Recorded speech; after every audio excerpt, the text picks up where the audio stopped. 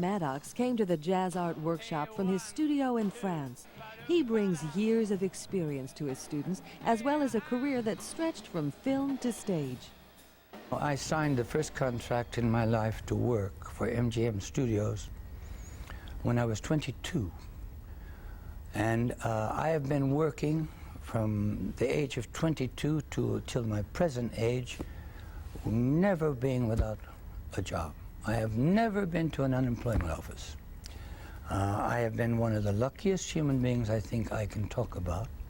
I've had a fantastic life. I've had a more than marvelous career. And now my teaching at this late stage, you might say, is as with great reward as any other part that I've ever passed through. Right?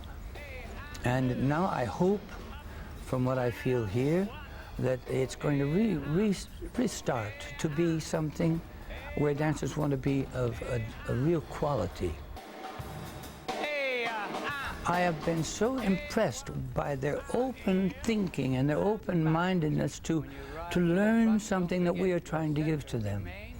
We have perhaps a maximum 25 people in a class.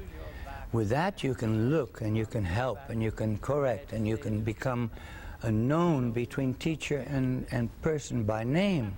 And it becomes a real, honest-to-God, intimate situation where you're trying to give the information and they want to receive that information. And I think that's fantastic. And that's why I'm here.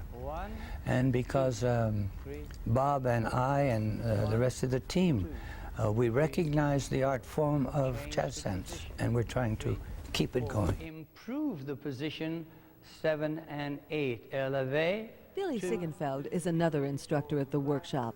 He brings his unique interpretation of dance to the mix, as well as some definite ideas about the art of dance.